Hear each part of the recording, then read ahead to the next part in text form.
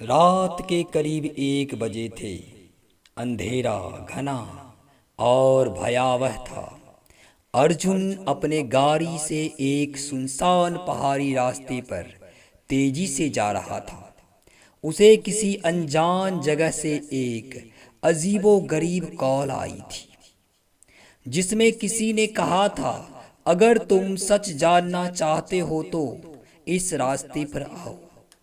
Call करने वाले की आवाज में ऐसी खौफनाक गंभीरता थी कि अर्जुन को लगा उसे वहां जाना ही होगा। उसका मन उलझन में था। 2 साल पहले उसकी पत्नी निशा एक रहस्यमयी तरीके से गायब हो गई थी। पुलिस ने बहुत खोजबीन की, लेकिन कोई सुराग नहीं मिला। अर्जुन ने अपने स्तर पर भी हर संभव कोशिश की, पर निशा का कहीं पता नहीं चला। अब इतने लंबे समय बाद उसे यह कॉल मिली थी। बारिश शुरू हो गई थी और धुंध के कारण सामने का रास्ता मुश्किल से दिख रहा था। अर्जुन के मन में कई सवाल थे। कौन हो सकता है ये व्यक्ति? क्या इसका निशा के गायब होने से कोई संबंध है? आखिरकार अर्जुन एक पुरानी खंडहर जैसी हवेली के सामने पहुंचा। हवेली बेहद भयावह लग रही थी, जैसे सालों से किसी ने वहां कदम ही नहीं रखा हो। वह गाड़ी से बाहर निकला और हवेली के दरवाजे की ओर बढ़ा। दरवाजा आधा खुला हुआ था और अंदर से एक हल्की रोशनी बाहर आ रही थी। अर्जुन ने दरवाजे को धक्का दिया और अंदर प्रवेश किया। अंदर चारों तरफ धूल और जाले थे, मगर उस हल्की रोशनी के पास एक मेज पर एक पुरानी डायरी रखी हुई थी। अर्जुन ने धीरे धीरे उस डायरी को उठाया और पन्ने को पलटने लगा।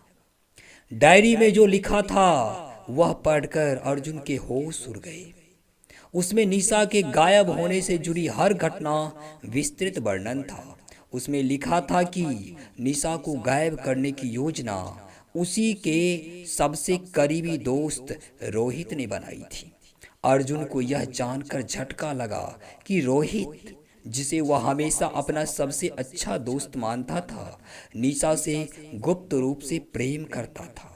लेकिन जब निशा ने उसे ठुकरा दिया तो उसने अर्जुन से बदला लेने के लिए यह षड्यंत्र रचा। अर्जुन के हाथ कांपने लगे। तभी उसे पीछे से किसी की आहट सुनाई दी। वह तेजी से मुड़ा और देखा कि दरवाजे पर एक काला साया खड़ा था। मैं जानता था कि तुम यहाँ आओगे, साये ने कहा। यह आवाज रोहित की थी। उसकी आंखों में एक अजीब सा पागलपन झलक रहा था। तुमने ऐसा क्यों किया? अर्जुन ने गुस्से में पूछा। रोहित ने ठंडी हंसी के साथ जवाब दिया, निशा ने मेरे प्रेम को ठुकराया और तुम्हें चुना। उसे पाने का बस यही तरीका बचा था। अर्जुन के दिमाग में गुस्से और दुख का तूफान चलने लगा। वह रोहित की ओर बढ़ा ही था, तभी अचानक हवेली के अंदर बिजली कड़कने की आवाज आई और कमरे में तेज रोशनी फैल गई। तब अर्जुन ने आंखें खोली तो रोहित वहां नहीं था। कमरे में सन्नाटा छाया था। अर्जुन ने इधर उधर देखा, लेकिन रोहित गायब हो चुका था। हवेली का दरवाजा अचानक अपने आप बंद हो गया। अर्जुन को महसूस हुआ कि कोई सामान्य घटना नहीं थी। वह तेजी से वहां से निकलने के लिए दरवाजे की ओर भागा, लेकिन दरवाजा जैसे किसी अदृश्य शक्ति द्वारा बंद किया जा चुका था। अर्जुन अब समझ चुका था कि वह एक भयानक जाल में फंस चुका था।